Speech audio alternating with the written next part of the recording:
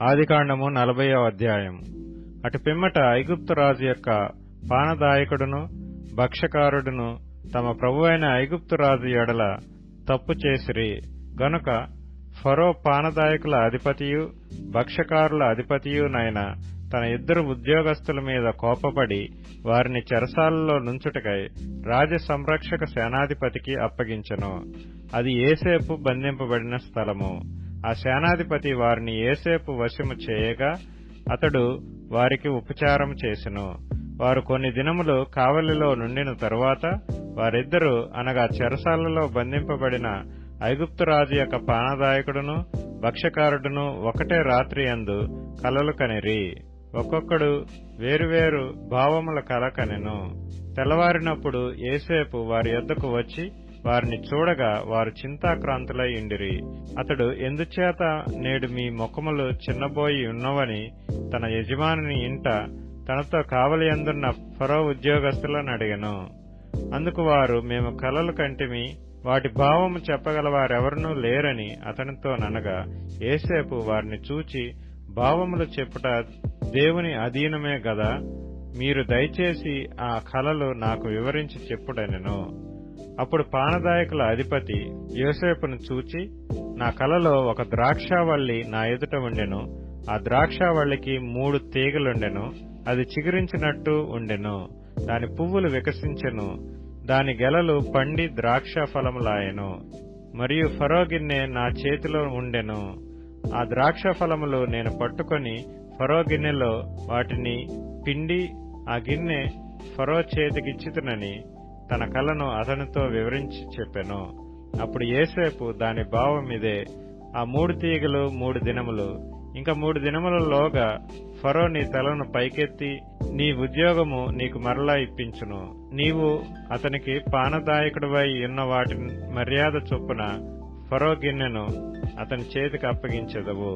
కాబట్టి నీవు క్షేమం కలిగినప్పుడు నన్ను జ్ఞాపకం చేసుకుని నాయందు కరుణించి ఫరోతో నన్ను గూర్చి మాట్లాడి ఈ ఇంటిలో నుండి నన్ను బయటకు రప్పించుము.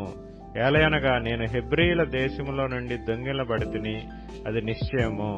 మరియు ఈ చెరసాలలో నన్ను వేయుటకు ఇక్కడ సహా నేనేమీయూ చేయలేదని అతనితో చెప్పెను. అతడు తెలిపిన భావము మంచిదని భక్ష్యకారుల అధిపతి చూచి అతనితో ఇట్లనెను, నేనును కలకంటిని. ఇదిగో తెల్లని పిండి వంటలు గల 3 గంపలు నా తల మీద ఉండెను. మీది గంపలో ఫరో నిమిత్తము సమస్త విధములైన పిండి వంటలు ఉండెను. పక్షులు నా తల మీదనున్న ఆ గంపలో నుండి వాటిని తీసుకుని తినుచుండెను. అందుకు యోసేపు, దాని భావమిదే, ఆ 3 గంపలు 3 దినములు, ఇంకా 3 దినములలోగా ఫరో నీ మీద నుండి నీ తలను పైకెత్తి మ్రాను మీద నిన్ను వేలాడదీయించును. అప్పుడు పక్షులు నీ మీద నుండి నీ మాంసమును తినివేయనని ఉత్తరమిచ్చెను.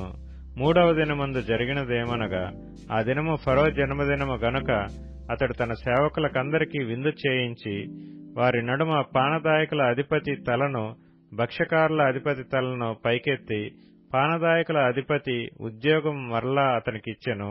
గనుక అతడు ఫరో చేతికి గిన్నెనిచ్చెను. మరియు యోసేపు వారికి తెలిపిన భావము చొప్పున భక్ష్యకారుల అధిపతిని వ్రేలాడదీయించెను. అయితే పానదాయకుల అధిపతి యోసేపును జ్ఞాపకం చేసుకొనక అతని మర్చిపోయెను. ఆదికాండము 41వ అధ్యాయము. 2 ఏళ్లు గడిచిన తరువాత ఫరో ఒక కల కనెను. అందులో అతడు ఏటి దగ్గర నిలిచియుండగా చూపునకు అందమైనవియు బలిసినవియు నైన 7 ఆవులు ఏటిలో నుండి పైకి వచ్చుచు జమ్ములో మేయుచుండెను. వాటి తరువాత చూపునకు వికారమై చిక్కిపోయిన మరి 7 ఆవులు ఏటిలో నుండి పైకి వచ్చుచు ఏటి ఎడ్డున ఆ ఆవుల దగ్గర నిలుచుండెను. అప్పుడు చూపునకు వికారమై చిక్కిపోయిన ఆ ఆవులు చూపునకు అందమై బలిసిన ఆవులను తినివేయుచుండెను. అంతలో ఫరో మేలుకొనెను. అతడు నిద్రించి 2వసారి కల కనెను. అందులో మంచి పుష్టిగల 7 వెన్నులు ఒక్కదంటున పుట్టుచుండెను. మరియు తూర్పు గాలి చేత చెడిపోయిన 7 పీల వెన్నులు వాటి తర్వాత మొలిచెను. అప్పుడు నిండైన పుష్టిగల ఆ 7 వెన్నులను ఆ పీల వెన్నులు మృంగివేసెను. అంతలో ఫరో మేలుకొని అది కల అని గ్రహించెను. తెల్లవారినప్పుడు అతని మనస్సు కలవరపడెను. గనుక అతడు ఐగుప్తు శకునగాండ్రనందరినీ అక్కడి విద్వాంసులనందరినీ పిలువనంపి ఫరో తన కలలను వివరించి వారితో చెప్పెను. కాని ఫరోకు వాటి భావము తెలుపగలవాడెవడునూ లేకపోయెను. అప్పుడు పానదాయకుల అధిపతి, నేడు నా తప్పిదములను జ్ఞాపకం చేసుకొనుచున్నాను. ఫరో తన దాసుల మీద కోపగించి నన్నును భక్ష్యకారుల అధిపతిని మా ఉభయులను రాజ సంరక్షక సేనాధిపతి ఇంట కావలిలో ఉంచెను. ఒక రాత్రి నేను అతడు మేమిద్దరము కలలు కంటిమి. ఒక్కొక్కడు వేరువేరు భావములు గల కలలు చెరియొకటి కంటిమి. అక్కడ రాజ సంరక్షక సేనాధిపతికి దాసుడై ఉండిన ఒక హెబ్రీ పడుచువాడు మాతో కూడా ఉండెను. అతనితో మా కలలను మేము వివరించి చెప్పినప్పుడు అతడు వాటి భావమును మాకు తెలిపెను. ఒక్కొక్కని కల చొప్పున దాని దాని భావమును తెలిపెను. అతడు మాకు ఏ ఏ భావము తెలిపెనో ఆయా భావముల చొప్పున జరిగెను. నా ఉద్యోగము మరలా నాకు ఇప్పించి భక్ష్యకారుని వేలాడదీయించునని ఫరోతో చెప్పగా ఫరో యోసేపును పిలువనంపెను. కాబట్టి చెరసాలలో నుండి అతన్ని త్వరగా రప్పించిరి. అతడు క్షౌరము చేయించుకొని మంచి బట్టలు కట్టుకుని ఫరో యొద్దకు వచ్చెను. ఫరో యోసేపుతో, నేనొక కల కంటిని, దాని భావమును తెలుపగలవారెవరనూ లేరు. నీవు కలను విన్న ఎడల దాని భావమును తెలుపగలవని నిన్ను గూర్చి వింటినని అతనితో చెప్పినందుకు యోసేపు, అది నా వలన కాదు, దేవుడే ఫరోకు క్షేమకరమైన ఉత్తరమిచ్చునని ఫరోతో చెప్పెను. అందుకు ఫరో, నా కలలో నేను ఏటి ఒడ్డున నిలుచుంటిని. బలిసినవియు చూపునకు అందమైనవియు నైనా 7 ఆవులు ఏటిలో నుండి పైకి వచ్చి జమ్ములో మేయుచుండెను. మరియు నీరసమై బహు వికార రూపం కలిగి చిక్కిపోయిన మరి 7 ఆవులు వాటి తరువాత పైకి వచ్చెను. వీటి అంత వికారమైనవి ఐగుప్తు దేశమందు ఎక్కడనూ నాకు కనబడలేదు. చిక్కిపోయి వికారంగానున్న ఆవులు బలిసిన మొదటి 7 ఆవులను తినివేశెను. అవి వాటి కడుపులో పడెను గాని అవి కడుపులో పడినట్టు కనపడలేదు. మొదట ఉండినట్లే అవి చూపునకు వికారముగా నుండెను. అంతలో నేను మేలుకొంటిని. మరియు నా కలలో నేను చూడగా పుష్టిగల 7 మంచి వెన్నులు ఒక్కదంటున పుట్టెను. మరియు తూర్పు గాలి చేత చెడిపోయి ఎండిన 7 పీల వెన్నులు వాటి తరువాత మొలిచెను. ఈ పీల వెన్నులు ఆ మంచి వెన్నులను మృంగివేశెను. ఈ కలను జ్ఞానులకు తెలియచెప్పితిని గాని దాని భావమును తెలుపగలవారెవరనూ లేరని అతనితో చెప్పెను. అందుకు యోసేపు, ఫరో కనిన కల ఒక్కటే, దేవుడు తాను చేయబోవుచున్నది ఫరోకు తెలియచేసెను. ఆ 7 మంచి ఆవులు 7 సంవత్సరములు, ఆ 7 మంచి వెన్నులను 7 సంవత్సరములు. కల ఒక్కటే. వాటి తరువాత చిక్కిపోయి వికారమై పైకి వచ్చిన 7 ఆవులను 7 సంవత్సరములు, తూర్పు గాలి చేత చెడిపోయిన 7 పీల వెన్నులు, కరువు గల 7 సంవత్సరములు. నేను ఫరోతో చెప్పు మాట ఇదే, దేవుడు తాను చేయబోచున్నది ఫరోకు చూపించెను. ఇదిగో, ఐగుప్తు దేశమందంతటను బహు సమృద్ధిగా పంట పండు 7 సంవత్సరములు వచ్చుచున్నవి. మరియు కరువు గల 7 సంవత్సరములు వాటి తరువాత వచ్చును. అప్పుడు ఐగుప్తు దేశమందు ఆ పంట సమృద్ధి యావత్తును మరువబడును. ఆ కరువు దేశమును పాడు చేయును. దాని తరువాత కలుగు కరువు చేత దేశమందు ఆ పంట సమృద్ధి తెలియబడకపోవును. ఆ కరువు మిక్కిలి భారముగా నుండును. ఈ కార్యము దేవుని వలన నిర్ణయింపబడి ఉన్నది. ఇది దేవుడు శీఘ్రముగా జరిగించును. అందుచేతనే ఆ కల ఫరోకు రెట్టింపబడెను. కాబట్టి ఫరో వివేక జ్ఞానములు గల ఒక మనిషిని చూచుకొని ఐగుప్తు దేశం మీద అతని నియమింపవలెను. ఫరో అట్లు చేసి ఈ దేశం పైన అధిపతులను నియమించి సమృద్ధిగా పంట పండు 7 సంవత్సరములలో ఐగుప్తు దేశమందంతటను 5వ భాగం తీసుకొనవలెను.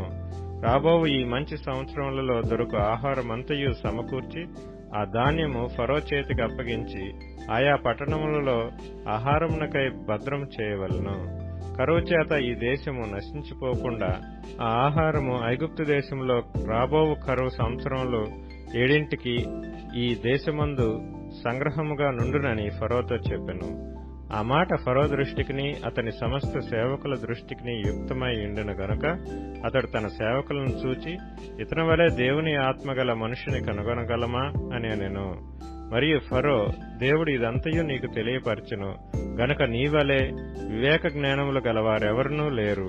నీవు నా ఇంటికి అధికారివై ఉండవలెను. నా ప్రజలందరూ నీకు విధేయులై ఇందురు. సింహాసన విషయంలో మాత్రమే నేను నీకంటే పైవాడనై ఇందునని యోసేపుతో చెప్పెను. మరియు ఫరో, చూడుము, ఐగుప్తు దేశమంతటి మీద నిన్ను నియమించి ఉన్నానని యోసేపుతో చెప్పెను. మరియు ఫరో తన చేతినున్న తన ఉంగరము తీసి యోసేపు చేతిని పెట్టి సన్నపు నార బట్టలు అతనికి తొడిగించి అతని మెడకు బంగారు గొలుసు వేసి తన రెండవ రథం మీద అతన్ని ఎక్కించెను. అప్పుడు వందనము చేయుడని అతని ముందర జనులు కేకలు వేసిరి.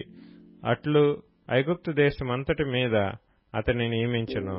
మరియు ఫరో యోసేపుతో, ఫరోను నేనే, అయినను నీ సెలవు లేక ఐగుప్తు దేశమందంతటను ఏ మనుష్యుడును తన చేతినైనను కాలినైనను ఎత్తకూడదని చెప్పెను. మరియు ఫరో యోసేపునకు జప్నత్పనేహు అని పేరు పెట్టి అతనికి ఓను యొక్క యాజకుడైన పోతీఫెర కుమార్తెయగు ఆసెనతునిచ్చి పెండ్లి చేసెను. యోసేపు బయలుదేరి ఐగుప్తు దేశమందంతటా సంచరించెను.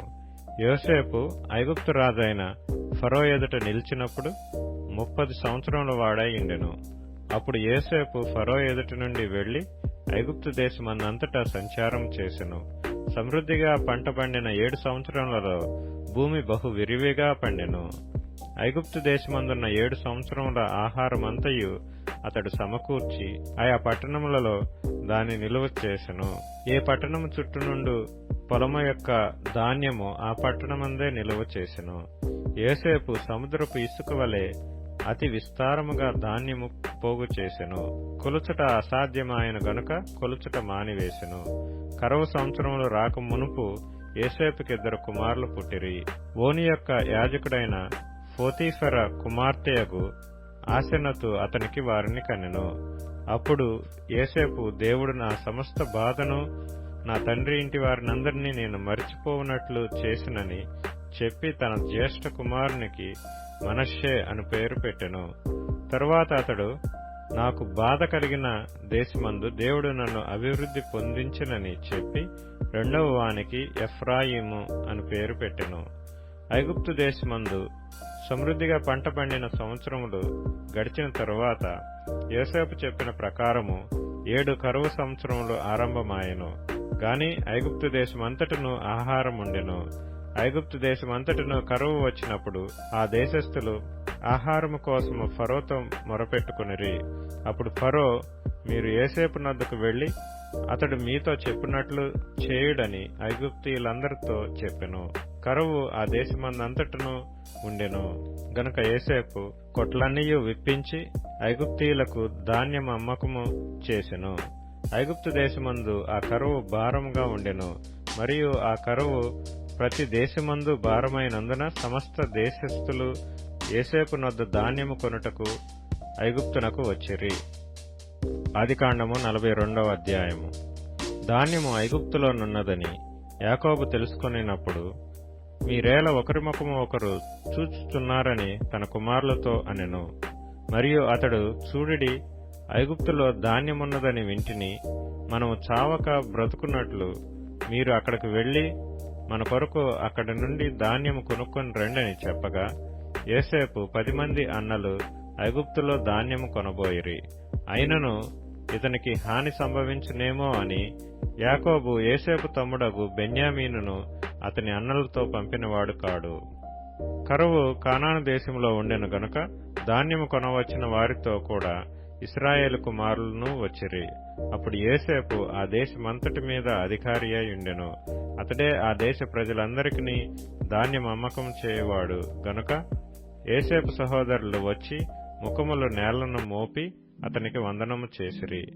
యోసేపు తన సహోదరులను చూచి వారిని గుర్తుపట్టి వారికి అన్యుని వలె కనబడి వారితో కఠినముగా మాట్లాడి, మీరెక్కడి నుండి వచ్చితురని అడిగెను. అందుకు వారు, ఆహారము కొనుటకు కనాను దేశం నుండి వచ్చితిమన్రి. యోసేపు తన సహోదరులను గుర్తుపట్టెను, కాని వారు అతని గుర్తుపట్టలేదు. యోసేపు వారిని గూర్చి తాను కనిన కలలు జ్ఞాపకం చేసుకుని, మీరు వేగుల వారు ఈ దేశము గుట్టు తెలుసుకొన వచ్చితురని వారితోననగా, వారు, లేదు ప్రభువా, నీ దాసులమైన మేము ఆహారము కొనుటకే వచ్చితిమి. మేమందరము ఒక్క మనుష్యుని కుమారులము. మేము యథార్థులమే గాని నీ దాసులమైన మేము వేగులవారము కామని అతనితో చెప్పిరి. అయితే అతడు, లేదు, ఈ దేశము గుట్టు తెలుసుకొనుటకై వచ్చితురని వారితో అనెను. అందుకు వారు, నీ దాసులమైన మేము 12 మంది సహోదరులము, కనాను దేశంలోనున్న ఒక్క మనుషుని కుమారులము. ఇదిగో కనిష్ఠుడు నేడు మా తండ్రి యొద్ద ఉన్నాడు, ఒకడు లేడు అని ఉత్తరమిచ్చిరి. అయితే యోసేపు, మీరు వేగుల వారని నేను మీతో చెప్పిన మాట నిజమే. దీనివలన మీ నిజము తెలియబడును. ఫరో జీవము తోడు మీ తమ్ముడు ఇక్కడికి వచ్చితేనే గాని మీరు ఇక్కడ నుండి వెళ్ళకూడదు. మీ తమ్ముని తీసుకుని వచ్చుటకు మీలో ఒకని పంపుడి. అయితే మీరు బంధింపబడి ఇందురు. అట్లు మీలో సత్యమున్నదో లేదో మీ మాటలు శోధింపబడును. లేని ఎడల ఫరో జీవము తోడు మీరు వేగుల వారని చెప్పి వారిని 3 దినములు చెరసాలలో వేయించెను. 3వ దినమున యోసేపు వారిని చూచి, నేను దేవునికి భయపడువాడను, మీరు బ్రతుకున్నట్లు దీని చేయుడి. మీరు యథార్థవంతులైతిరా? మీ సహోదరులలో ఒకడు ఈ చెరసాలలో బంధింపబడవలెను. మీరు వెళ్లి మీ కుటుంబముల కరువు తీరుటకు ధాన్యము తీసుకొని పోవుడి. మీ తమ్ముని నా యొద్దకు తీసుకుని రండి. అట్లు మీ మాటలు సత్యమైనట్టు కనబడును గనుక మీరు చావరని చెప్పెను. వారట్లు చేసిరి. అప్పుడు వారు, నిశ్చయముగా మన సహోదరుని ఎడల మనము చేసిన అపరాధమునకు శిక్ష పొందుతున్నాము. అతడు మనలను బతిమాలు కొనినప్పుడు మనం అతని వేదన చూచియు వినకపోతిమి. అందువలన ఈ వేదన మనకు వచ్చినని ఒకనితో ఒకడు మాట్లాడుకొనిరి. మరియు రూబేను, ఈ చిన్నవాని ఎడల పాపము చేయకుడని నేను మీతో చెప్పలేదా? అయినను మీరు వినరైతిరి గనుక అతని రక్తాపరాధము మన మీద మోపబడుచున్నదని వారికుత్తరమిచ్చెను. అయితే ద్విభాషి వారి మధ్య నుండెను గనుక తన మాట యోసేపు గ్రహించునని వారు తెలుసుకొనలేదు. అతడు వారి యొద్ద నుండి అవతలకు పోయి ఏడ్చి మరలా వారి యొద్దకు వచ్చి వారితో మాట్లాడి వారిలో షిమ్యోనును పట్టుకుని వారి కన్నులేదట అతని బంధించెను. మరియు యోసేపు వారి గోనెలను ధాన్యముతో నింపుటకును, ఎవరి రోకలు వారి గోనెలో తిరిగి ఉంచుటకును, ప్రయాణము కొరకు భోజన పదార్థములు వారికిచ్చుటకును ఆజ్ఞ ఇచ్చెను. అతడు వారి ఎడల నిట్లు జరిగించెను. వారు తాము కొనిన ధాన్యమును తమ గాడిదల మీద ఎక్కించుకొని అక్కడ నుండి వెళ్లిపోయిరి. అయితే వారు దిగిన చోట ఒకడు తన గాడిదకు మేత పెట్టుటకై తన గోనె విప్పినప్పుడు అతని రోకలు కనబడెను. అవి అతని గోనె మూతిలో ఉండెను. అప్పుడు అతడు, నా రోకలు తిరిగి ఇచ్చివేసినారు, ఇదిగో ఇవి నా గోనెలోనే ఉన్నవని తన సహోదరులతో చెప్పెను. అంతటా వారు గుండె చెదరిన వారై జడిసి, ఇదేమిటి, దేవుడు మనకిట్లు చేసినని ఒకరితో ఒకడు చెప్పుకొనిరి. వారు కనాను దేశమందున్న తమ తండ్రి అయిన యాకోబు నొద్దకు వచ్చి తమకు సంభవించినది యావత్తును అతనికి తెలియచేసిరి. ఎట్లనగా ఆ దేశమునకు ప్రభువైన వాడు మాతో కఠినముగా మాట్లాడి మేము ఆ దేశమును వేగుచూడ వచ్చిన వారమని అనుకొనెను. అప్పుడు మేము యథార్థవంతులము, వేగుల వారము కాము, 12 మంది సహోదరులము, ఒక తండ్రి కుమారులము, ఒకడు లేడు, మా తమ్ముడు నేడు కనాను దేశమందు మా తండ్రి యొద్ద ఉన్నాడని అతనితో చెప్పితిమి. అందుకు ఆ దేశపు ప్రభువు మమ్మను చూచి, మీరు యథార్థవంతులని దీనివలన నేను తెలుసుకొందును. మీ సహోదరులలో ఒకనిని నా యొద్ద విడిచిపెట్టి మీ కుటుంబములకు కరువు తీరునట్లు ధాన్యము తీసుకొని పోయి నా యొద్దకు ఆ చిన్నవాని తోడుకొని రండి. అప్పుడు మీరు యథార్థవంతులే గాని వేగులవారు కారని నేను తెలుసుకొని మీ సహోదరుని మీకు అప్పగించెదను. అప్పుడు మీరు ఈ దేశమందు వ్యాపారం చేసుకొనవచ్చునని చెప్పిననిరి. వారు తమ గోనెలను కుమ్మరించినప్పుడు ఎవరి రోకల మూట వారి గోనెలో ఉండెను. వారును వారి తండ్రియు ఆ రోకల మూటలు చూచి భయపడిరి. అప్పుడు వారి తండ్రి అయిన యాకోబు వారిని చూచి, మీరు నన్ను పుత్రహీనునిగా చేయుచున్నారు. యోసేపు లేడు, షిమ్యోను లేడు, మీరు బెన్యామీనును కూడా తీసుకొని పోవుదురు. ఇవన్నీ నాకు ప్రతికూలంగా ఉన్నవని వారితో చెప్పెను. అందుకు రూబేను, నేను అతని నీ యొద్దకు తీసుకుని రాని ఎడల నా 2 కుమారులను నీవు చంపవచ్చును. అతని నా చేతికి అప్పగింపుము, అతని మరలా నీ యొద్దకు తీసుకుని వచ్చి అప్పగించదనని తన తండ్రితో చెప్పెను. అప్పుడు అతడు, నా కుమారుని మీతో వెళ్లనీయను. ఇతని అన్న చనిపోయెను, ఇతడు మాత్రమే మిగిలియున్నాడు. మీరు పోవు మార్గమున ఇతనికి హాని సంభవించిన ఎడల నెరసిన వెంట్రుకలు కల నన్ను మృతుల లోకములోనికి దుఃఖముతో దిగిపోవునట్లు చేయుదురని చెప్పెను. మత్తయి సువార్త 14వ అధ్యాయము. ఆ సమయమందు చతుర్థాధిపతి అయిన హేరోదు యేసును గూర్చిన సమాచారము విని, ఇతడు బాప్తిస్మమిచ్చు యోహాను, ఇతడు మృతులలో నుండి లేచియున్నాడు, అందువలననే అద్భుతములు అతని యందు క్రియారూపములగుచున్నవని తన సేవకులతో చెప్పెను. ఏలయనగా నీవు నీ సోదరుడైన ఫిలిప్పు భార్యయగు హెరోదియను ఉంచుకొనుట న్యాయము కాదని యోహాను చెప్పగా, హేరోదు ఆమె నిమిత్తము యోహానును పట్టుకొని బంధించి చెరసాలలో వేయించియుండెను. అతడు ఇతని చంపగోరెను గాని జనసమూహము ఇతనిని ప్రవక్తయని ఎంచినందున వారికి భయపడెను. అయితే హేరోదు జన్మదినోత్సవము వచ్చినప్పుడు హెరోదియ కుమార్తె వారి మధ్య నాట్యమాడి హేరోదును సంతోషపరచెను గనుక ఆమె ఏమి అడిగినను ఇచ్చెదనని అతడు ప్రమాణపూర్వకముగా వాగ్దానము చేసెను. అప్పుడామె తన తల్లి చేత ప్రేరేపింపబడినదై బాప్తిస్మమిచ్చు యోహాను తలను ఇక్కడ పల్లెములో పెట్టి నాకిప్పించుమని అడిగెను. రాజు దుఃఖపడినను తాను చేసిన ప్రమాణము నిమిత్తమును తనతో కూడా భోజనమునకు కూర్చున్న వారి నిమిత్తమును ఈయన ఆజ్ఞాపించి బంట్రౌతులను పంపి చెరసాలలో యోహాను తల గొట్టించెను. వాడతని తల పల్లెములో పెట్టి తెచ్చి ఆ చిన్నదానికిచ్చెను. ఆమె తన తల్లి యొద్దకు దాన్ని తీసుకుని వచ్చెను. అంతటా యోహాను శిష్యులు వచ్చి శవమును ఎత్తుకొని పోయి పాతిపెట్టి యేసునొద్దకు వచ్చి తెలియజేసిరి. యేసు ఆ సంగతి విని దోణి ఎక్కి అక్కడి నుండి అరణ్య ప్రదేశమునకు ఏకాంతముగా వెళ్ళెను. జనసమూహములు ఆ సంగతి విని పట్టణముల నుండి కాలినడకను ఆయన వెంట వెళ్ళిరి. ఆయన వచ్చి ఆ గొప్ప సమూహమును చూచి వారి మీద కనికరపడి వారిలో రోగులైన వారిని స్వస్థపరిచెను. సాయంకాలమైనప్పుడు శిష్యులు ఆయన యొద్దకు వచ్చి, ఇది అరణ్య ప్రదేశము, ఇప్పటికే ప్రొద్దుపోయెను. ఈ జనుల గ్రామములోనికి వెళ్లి భోజన పదార్థములు కొనుక్కొనుటకై వారిని పంపివేయుమని చెప్పిరి. యేసు, వారు వెళ్ళనక్కరలేదు, మీరే వారికి భోజనము పెట్టుడని వారితో చెప్పగా, వారు ఇక్కడ ఉన్న మన యొద్ద 5 రొట్టెలను 2 చేపలను తప్ప మరేమీ లేదని ఆయనతో చెప్పిరి. అందుకాయన వాటిని నా యొద్దకు తెండని చెప్పి పచ్చిక మీద కూర్చుండుడని జనులకు ఆజ్ఞాపించి ఆ 5 రొట్టెలను 2 చేపలను పట్టుకొని ఆకాశము వైపు కన్నులెత్తి ఆశీర్వదించి ఆ రొట్టెలు విరిచి శిష్యులకిచ్చెను. శిష్యులు జనులకు వడ్డించిరి. వారందరూ తిని తృప్తి పొందిన తరువాత మిగిలిన ముక్కలు 12 గంపల నిండా ఎత్తిరి.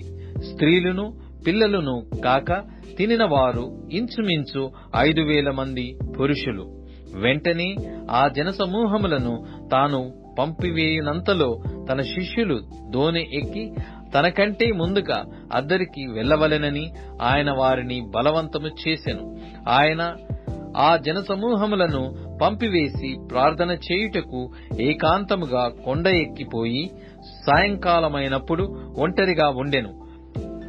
అప్పటికా దోణి దరికి దూరముగా నుండగా గాలి ఎదురైనందున అలల వలన కొట్టబడుచుండెను. రాత్రి 4వ జామున ఆయన సముద్రము మీద నడుచుచు వారి యొద్దకు వచ్చెను. ఆయన సముద్రము మీద నడుచుట శిష్యులు చూచి తొందరపడి భూతమని చెప్పుకొని భయము చేత కేకలు వేసిరి.